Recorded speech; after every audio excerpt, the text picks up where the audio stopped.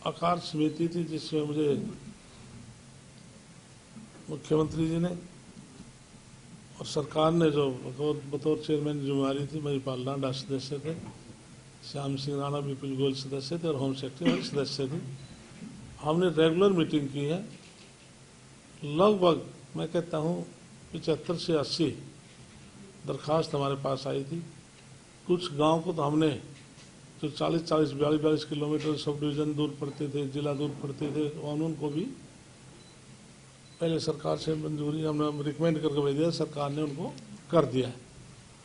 और हमारे पास विशेष तौर से सीरियस 4 जिलों की बार बार बात आ रही थी, लेकिन वैसे 11 जिलों की हमारे सामने बात आई थी, जिसमें हांसी, गुहाना, डब्बावाड़ी, मानेसर, असंस और सफेदों, 4-5 ऐसे डिस्ट्रिक्ट से जो कि लगातार हमारे विधायक और इलाके के लोग हमें अप्रोच कर रहे थे।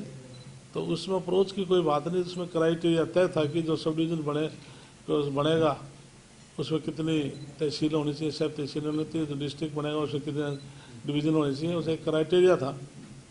तो जो क्राइटेरिया जो पूरा किया तो उसी हिसाब से, क्योंकि माननीय मनोहर लाल जी की भी अनाउंसमेंट थी और फिर नायब सैनी जी ने भी अनाउंसमेंट कर दी थी कि हम हांसी को निश्चित तौर से जिला बनाएंगे।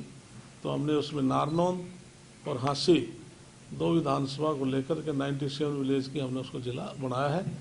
और इस कमेटी की वैलिडिटी 31 दिसंबर थी, क्योंकि 1 जनवरी से इलेक्शन कमीशन के आदेशानुसार सेंसस का काम शुरू हो चुका है और जो 2029 में डिलिमिटेशन होगा उससे पहले ये प्रोसेस शुरू होता है।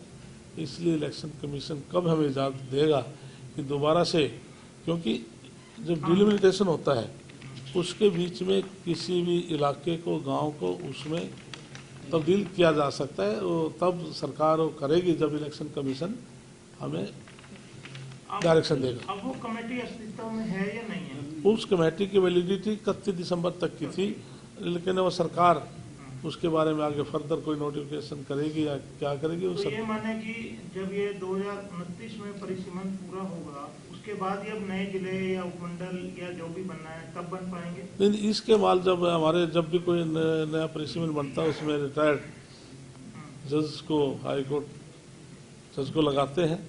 जब वो अपना कार्य पूरा करेंगे तो उसके बाद तो उसमें तो सरकार अपना इंटरव्यून करके, क्योंकि लोगों को सुविधा ना हो, सुविधा के अनुसार, क्योंकि उसमें पॉपुलेशन भी देखनी होती है, भी ऐसी पॉपुलेशन किसी में कितनी, तो उसके हिसाब से जो नई सीटें बढ़ेगी उनकी संख्या के आधार पर भी कुछ रिजर्व भी करनी है।